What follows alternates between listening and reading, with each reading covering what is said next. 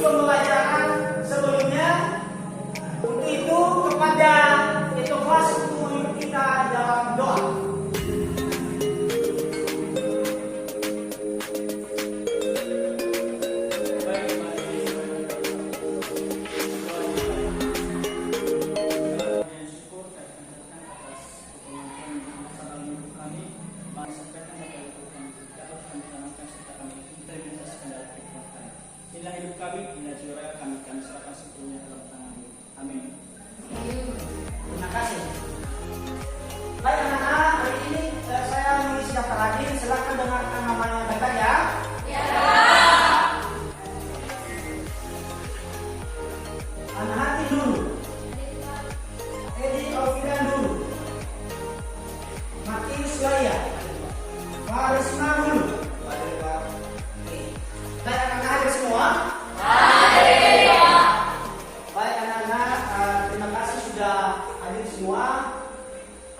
Kita sebagai warga negara Indonesia dan sebagai peserta didik yang patuh terhadap Pancasila, maka pada kesempatan ini siapa yang bisa memimpin kita menyanyikan lagu wajib nasional? Silakan. Saya minta kepada teman semua agar bisa.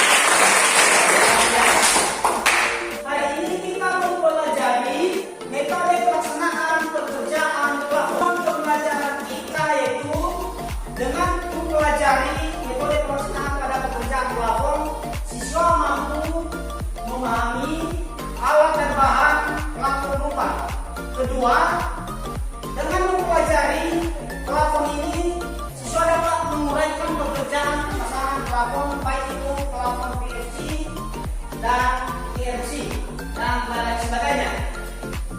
Ketiga, dengan mempelajari proyek pelaksanaan plafon ini, siswa mampu menguraikan pekerjaan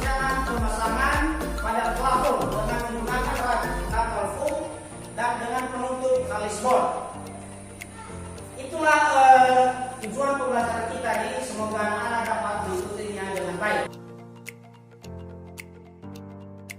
Nah, garis besar cakupan materi kita hari ini adalah yaitu kita merinci alat dan bahan dalam pekerjaan plafon, khususnya rumah tempat tinggal. Paham? Paham. Nah, anak-anak, ada yang tahu Pak apa pengertian dari plafon? Silakan.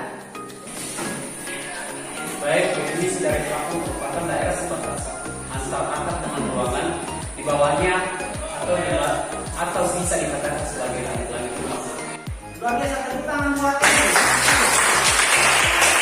Nah, sebutkan apa saja jenis-jenis plafon berdasarkan bahannya. Ada yang bisa? Silakan. Nah, jadi yang menjadi jenis plafon berdasarkan bahan bakunya yaitu contohnya seperti triplek, plafon PVC, plafon kayu, dan plafon biasa. Betul sekali, teman-teman. Baik anak-anak, silakan simak video media pembelajaran yang sudah Bapak siapkan. Nanti setelah melihat video, silakan isi buat catatan singkat di kertas ataupun di buku catatan Anda supaya Anda tetap mengingat apa yang perlu kita pelajari. Silakan ditonton dan disimak ya. Nah, yang tampil di video tersebut di atas itu adalah salah satu contoh plafon yang berbahan gipsum. Maka kita perlu ketahui bahwasanya plafon itu adalah daerah pembatas antara atap dengan ruangan di bawahnya atau bisa dikatakan sebagai langit-langit rumah. Nah, pada umumnya plafon itu juga bisa menambah keindahan atau estetika pada ruangan. Contohnya apa yang ada di kelas ini? Betul, bahan triplek. Nah, yang kita pelajari hari ini itu adalah jenis-jenis plafon tersebut dan bagaimana cara pelaksanaannya, apa kelebihan dan kekurangan dengan jenis-jenis plafon yang kita gunakan. Nah, manfaat kita mempelajarinya adalah contohnya Anda sudah mengetahui apa jenis plafon. Contohnya plafon GRC.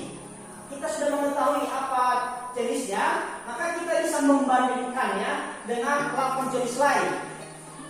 Contohnya antara plafon GRC dengan plafon triplek. Nah, kelebihan dari plafon GRC itu adalah salah satunya tahan terhadap cuaca, tahan terhadap api, tahan terhadap air. Kalau plafon yang terbuat dari triplek itu adalah tidak tahan terhadap cuaca yang tinggi, contohnya basah atau kena air atau kena rebesan air mudah roboh. Itu manfaat kita mempelajari. Nah, setelah kita mempelajari mengetahui perbandingan kelebihan dan kekurangannya, kita juga mempelajari yang namanya metode pelaksanaannya. Apa metode pelaksanaan di sana? Contohnya dalam mengerjakan plafon triplek, apa saja pekerjaan yang dilaksanakan di sana, apa alat yang dibutuhkan. Kalau kita bekerja atau mencari kita pengawas di suatu pembangunan, baik itu bangunan proyek atau pembangunan gedung, kita bisa memahami apa saja bisa kita menyiapkan alat yang dibutuhkan oleh tukang. Kita membangun rumah kita sendiri atau kita membangun rumah orang tua, kita bisa menyiapkan alat yang dibutuhkan. Kita bisa memilih secara tepat apa plafon yang kita butuhkan. Itulah manfaatnya kita mempelajari tentang plafon ini. Nah, pada dasarnya plafon itu ada beberapa macam, ya. Ada beberapa jenis. Salah satunya adalah gipsum. Gipsum itu adalah jenis plafon yang banyak dipilih oleh masyarakat. Berikutnya triplek. Plafon triplek ini adalah pilihan yang paling unggul juga, di mana berkatnya berbagai keuntungan dan kemudahan yang ditawarkan plafon triplek ini juga relatif murah dibandingkan dengan plafon gipsum. Seperti di ruangan kelas kita ini kita menggunakan plafon triplek. Tetapi kelemahannya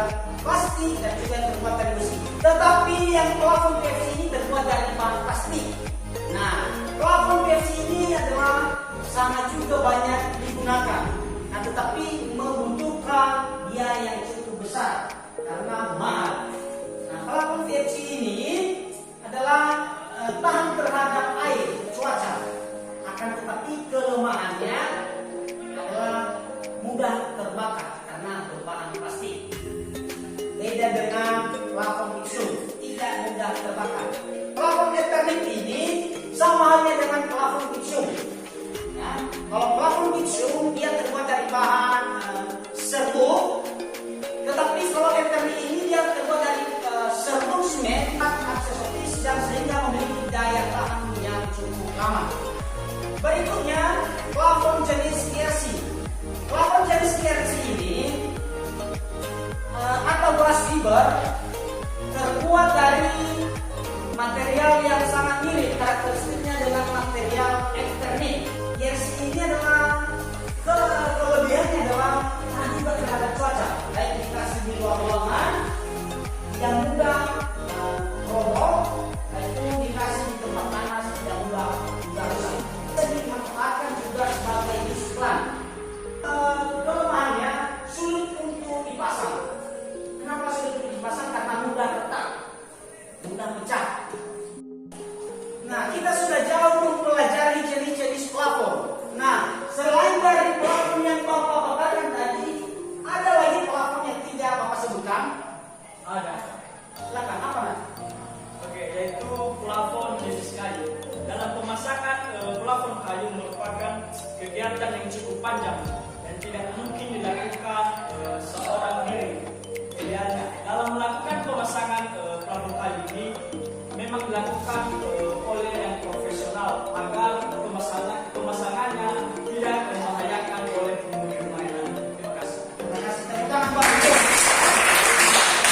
Oke, baik anak-anak, betul yang disampaikan teman kita Matius Radia bahwasanya plafon kayu itu adalah tidak dilakukan oleh seorang diri karena plafon kayu itu berbahannya berat dibanding dengan plafon triplek. Triplek bisa dilakukan satu orang. Sedangkan plafon yang terbuat dari bahan kayu ini, apalagi kalau ukurannya tebalnya 2 cm atau 1,5 cm, tidak bisa diangkat oleh satu orang dengan dari rumah. Maka dibutuhkan minimal 2 sampai 3 orang untuk mengerjakannya. Baik anak-anak, pada kesempatan ini kita juga mempelajari yaitu kelebihan dan kelemahan masing-masing plafon. Yaitu salah satu contohnya plafon gipsum. Nah, kelebihannya yaitu mudah untuk dikerjakan, ya, itu kelebihan. Berikutnya hasil lebih rapi. Kedua, yang ketiga model dan desain sangat beragam dan mudah dibentuk. Berikutnya tersedia beberapa pilihan material rangkanya. Salah satunya adalah rangka kayu dan rangka baja ringan atau biasanya disebut dengan besi olong. Berikutnya kelebihan dan kekurangan pada plafon triplek, yaitu salah satu kelebihan adalah harga masih cukup murah. Makanya sering diminati dan banyak diminati oleh masyarakat. Berikutnya pemasangannya juga mudah dan bisa menjadi tumpuan. Kekurangannya adalah kurang tahan terhadap air. Jika ada genteng atau atap rumah yang bocor, maka si triplek ini adalah mudah roboh. Dan sambungan akan kelihatan, sambungannya sangat mudah kelihatan. Makanya setiap menggunakan plafon triplek itu ada listnya setiap pertemuannya. Tidak seperti plafon gipsum yang ada listnya. Contohnya pada plafon seperti ini ada. Seperti di sambungan itu ada list-list yang dikasih. Tahu? Silakan perhatikan dulu plafon di atas kepala kita. Nah, kan di sambungannya itu ada list yang tidak merata. Nah, itu kelemahannya. Berikut plafon PVC. Nah, plafon PVC ini kelebihannya adalah materialnya sangat ringan. Namanya saja terbuat dari bahan plastik, sangat ringan. Kekurangannya adalah harganya masih relatif mahal, bahan dia per coating. Nah, tak bisa dicat ulang dan harus diganti yang baru. Contohnya, kita menggunakan plafon PVC ini, kalau catnya rusak atau cacat, maka kita bisa mengecatnya ulang seperti plafon gipsum. Ini sudah langsung siap pasang dari pabrik, tidak perlu dicat. Berikutnya, kelebihan dan kelemahan plafon Eternit. Salah satu kelebihan adalah proses pengerjaan yang sangat mudah, daya tahan cukup awet dan kuat, tahan air dan tahan api, mudah untuk bongkar pasang. Sangat membahayakan kesehatan. Kenapa membahayakan kesehatan? Nah, karena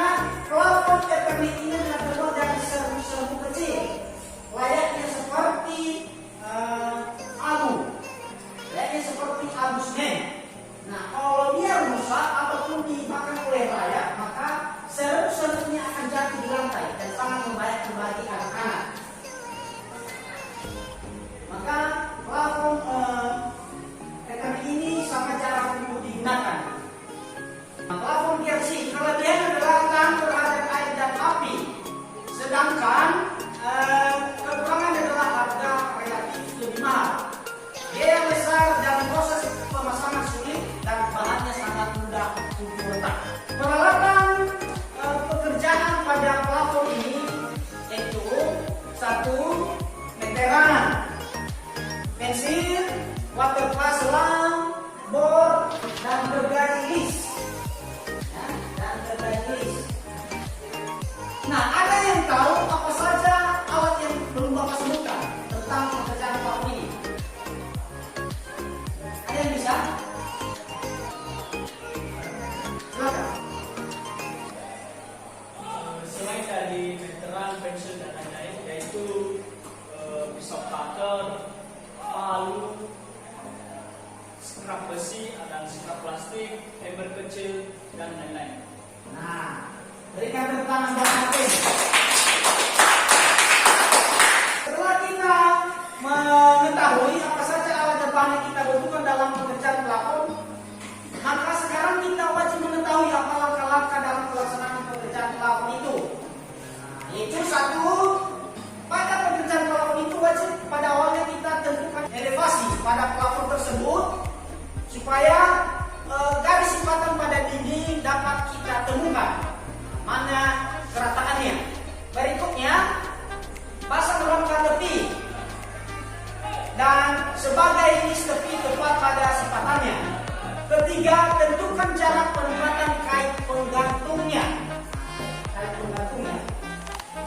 Berikutnya adalah pasang benang untuk pedoman menentukan titik baku penggantung untuk menjalin kelurusan pada rangka yang kita susun. Berikutnya, pasang paku kait dan roda atau penggantung. Keenam, pasang rangka utama. Apa rangka utamanya? Kalau kita menggunakan besi oro, maka itu rangka utamanya. Kalau kita menggunakan bahan rangka berbagai kayu, maka kita memasang rangka kayunya. Berikutnya, pasang rangka pembagi. Setelah itu, maka kita pasang dan kencangkan kilit atau rod.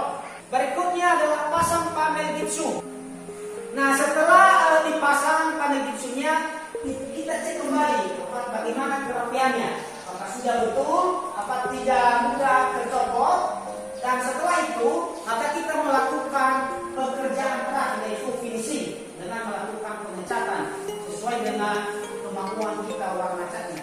Akan tetapi jangan karena sesuatu kemampuan kita mengecat warna cat ini apa, tetapi disesuaikan dengan cat dinding. Kalau cat dindingnya berwarna gelap, berarti diwajibkan cat warna plafonnya wajib warna cerah. Kalau dindingnya warnanya terang atau cerah, maka warna plafonnya juga harus gelap. Jangan ada kombinasi cerah-cerah seperti ruangan kita ini, putih plafon dan putih dinding. Maka seperti orang yang hujan. Bagaimana? Karena kita sudah mempelajari yaitu alat dalam pekerjaan plafon, kelebihan plafon dan metode pelaksanaan pekerjaannya. Kepada anak-anak silakan membentuk kelompok sesuai dengan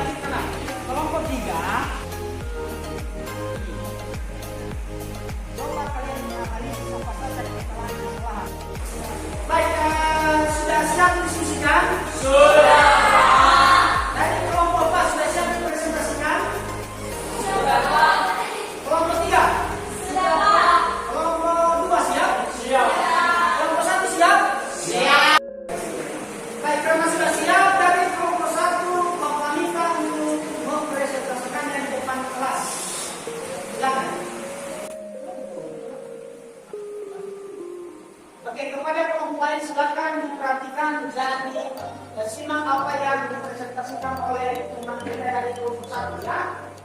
Bapak, silakan. Saya tempatnya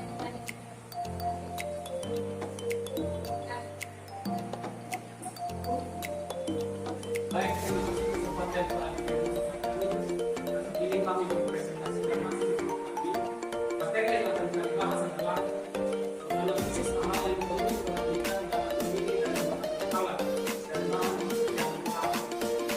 Ada 5 hal yang perlu diperhatikan dalam menggunakan platform. Di antaranya adalah siapkan alat dan bahan, kedua persiapan operasi, ketiga kualitas bahan, keempat jasa pemasangan yang berpengalaman, dan kelima pelancaran. Itu adalah hal yang perlu dilakukan ketika kita ingin memasang pelafon gempa kita masing-masing. Artinya kita harus siapkan alat dan bahan, terus persiapan lokasi supaya nanti pekerjaannya bisa terselesaikan dengan baik dan benar. Baik, itu saja hasil presentasi kami. Terima kasih.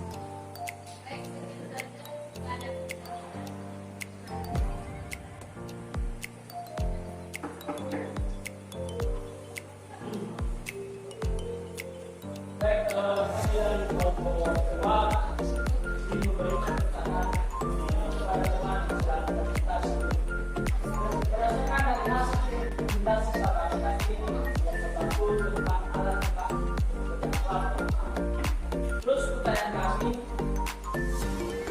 coba uraikan apa saja alat yang dibutuhkan saat pemasangan pelafon. Baik, akan menjawab pertanyaan dari kelompok kedua. Pertanyaan yang dibutuhkan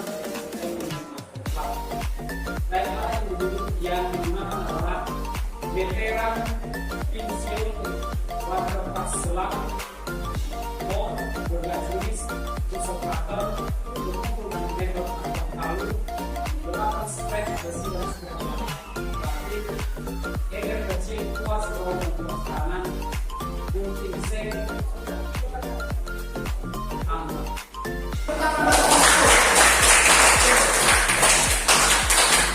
Oke, terima kasih kepada kelompok 1 silahkan kembali ke tempat.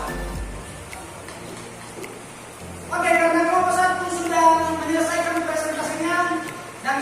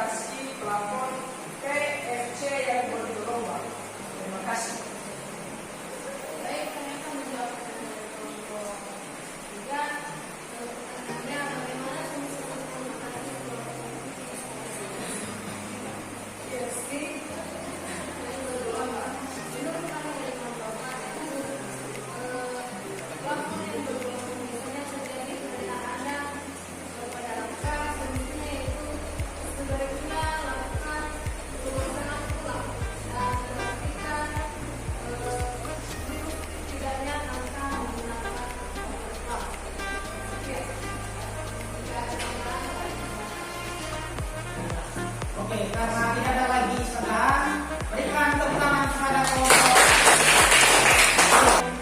Baik, lanjut. Kita lanjutkan presentasi masing-masing kelompok. Yang dipresentasikan sekarang adalah dari kelompok 2. Pada kelompok 2 kami silakan. Baik, terima kasih semua yang sudah berpartisipasi kami untuk memaparkan hasil diskusi kami. Sebelum kami memaparkannya, terima kasih kami dalam bahasa Indonesia. Baik, kasih saja kepada kita. Baik, terima kasih kesempatan yang diberikan kami untuk membacakan atau mempresentasikan hasil diskusi kami. Baik, judul hasil diskusi atau pembahasan kami yaitu menganalisis hal-hal yang perlu diperhatikan dalam memilih dan menggunakan alat dan bahan pekerjaan plafon. Baik, ada 5 hal yang diperhatikan atau yang diperlukan dalam pemasangan plafon. Yang pertama yaitu menyiapkan alat dan bahan. Pertama, kita harus menyiapkan bahan dan alatnya. Apabila itu sudah tercukupi, maka pemasangan plafon dilaksanakan. Terus yang kedua, persiapan lokasi. Persiapan lokasi ini maksudnya di sini yaitu kita lihat sekitar lokasi apakah tidak mengganggu atau tidak mengganggu konsentrasi memasang plafon. Terus yang ketiga yaitu kualitas bahan. Kualitas bahan menentukan dapat mengatur seberapa lama plafon yang dipasang. Terus yang keempat, pilih jasa pemasangan yang berpengalaman. Maksudnya di sini bisa saja kita memasang plafon rumah kita sendiri, tetapi bagaimana nanti hasil akhirnya itulah yang kita perhatikan. Apabila kita memasang plafon sendiri, maka otomatis kita tidak berpengalaman, maka hasil akhirnya tidak bagus kalau tidak rapi. Tetapi apabila kita membutuhkan jasa atau tukang yang sudah berpengalaman di bidangnya, maka hasil akhirnya bisa didapatkan sesuai dengan apa yang kita lakukan. Terus yang terakhir yaitu pengecetan. Pengecetan ini adalah langkah-langkah akhir yang dilakukan saat pemasangan plafon. Sekian, terima kasih. Baik, jika ada penjelasan yang kurang dimengerti, boleh dijelaskan.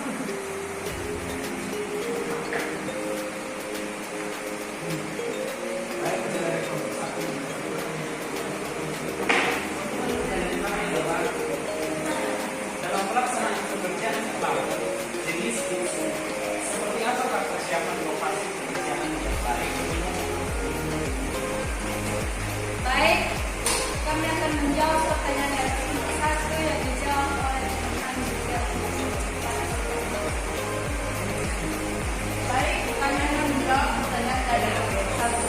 Yang menjadi pertanyaannya yaitu dalam pelaksanaan pengerjaan plafon dan fixture, seperti apakah persiapan lokasi pekerjaan yang baik?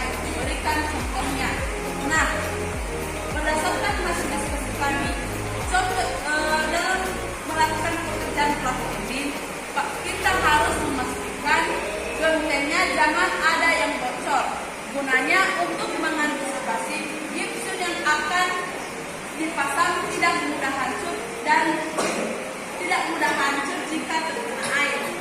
Selain itu, rembesan air itu tadi akan meninggalkan bercak pada permukaan gipsum, dan jika dibiarkan dalam kurun waktu yang lama, maka tidak menutup kemungkinan menyebabkan plafon itu roboh. Sekian dari kami. Tidak ada kesalahan. Berikan tepuk tangan buat kelompok. Terima kasih kepada kelompok. Lanjut, karena kelompok 2 sudah mempresentasikan, tinggal 1 kelompok lagi yang belum mempresentasikan. Hanya ini sangat luar biasa sekali. Untuk kita perhatikan bersama. Dari kelompok 3 kami berikan waktunya untuk dipresentasikan. Pada kelompok 3 silakan. Baik, kepada ketua kami, silakan.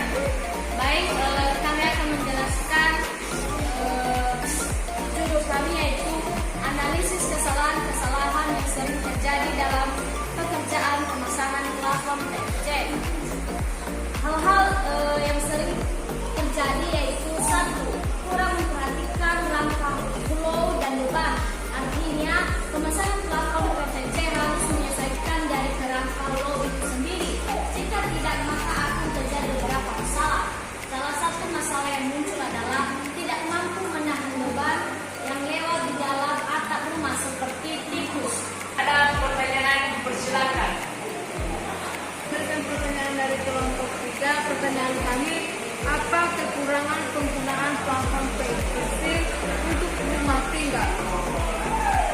kasih.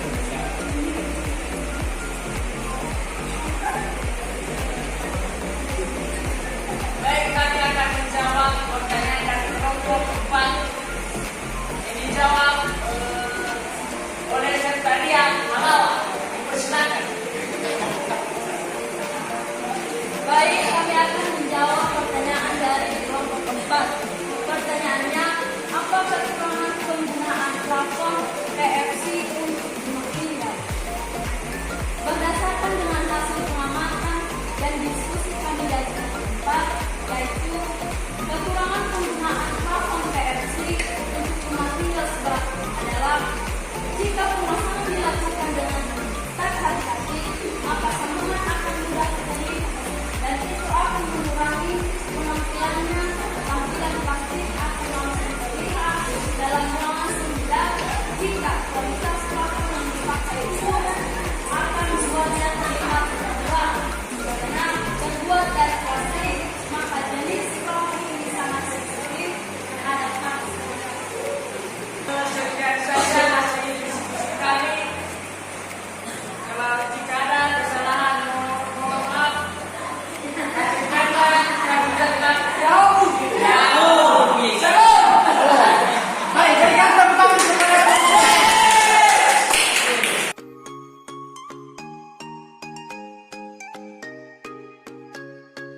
baik anak-anak, karena kita sudah mempresentasikan masing-masing hasil diskusi kita di kelompok masing-masing, maka pada kesempatan ini kita menutup kegiatan pembelajaran kita. Sebelum kita akhiri, maka ada yang bisa menunjukkan pembelajaran kita ini. Silakan, Nak. Baik, saya akan menunjukkan pembelajaran kita pada saat ini, di mana plafon itu adalah bagian konstruksi bangunan atau sebagai langit-langit bangunan. Pada dasarnya, plafon dibuat dengan maksud untuk mencegah keluarnya panas atau dingin agar tidak langsung masuk ke dalam rumah setelah melewati atap. Ya. Terima kasih buat tepuk tangan yang meriah. Oke, betul sekali bahwasanya yang disampaikan oleh teman kita, bahwasanya plafon itu adalah sebagai pandang konstruksi bangunan yang berfungsi sebagai langit-langit pada bangunan konstruksi. Namun pada dasarnya plafon itu tidak hanya sebagai berfungsi sebagai pembatas atau sebagai pembatas pada rumah, kan tetapi dia berfungsi juga sebagai penambah keindahan pada suatu ruangan, menambah estetika yang indah. Bagaimana, paham? Baik anak-anak, karena kita sudah paham semua, maka dalam mengakhiri kegiatan pembelajaran ini yang perlu kalian pelajari di minggu depan adalah, silakan ditulis.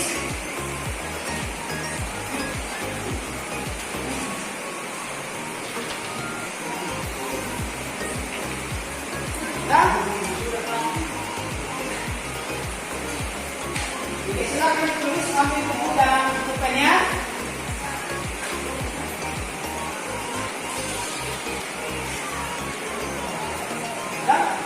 Oke, materi kita di minggu depan adalah atau di pertemuan berikutnya adalah memahami jenis-jenis atau karakteristik pada beton.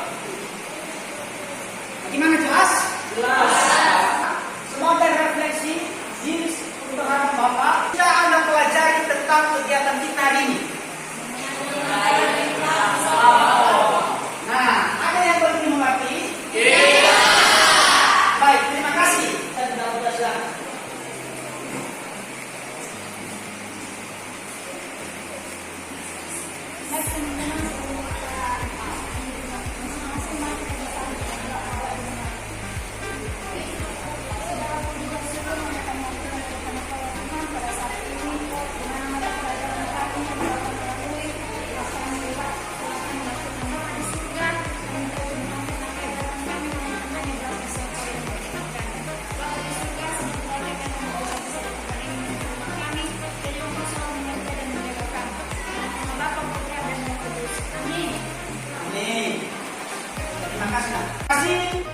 Sebelumnya saya mohon maaf jika ada kesalahan-kesalahan dalam penyampaian materi, baik itu dan itu kata Bapak maupun seperti apa dalam menyampaikan materi kepada anak-anak supaya dapat diungkapkan. Semoga di pertemuan berikutnya kita dapat bertemu kembali. Ya Om. Ya.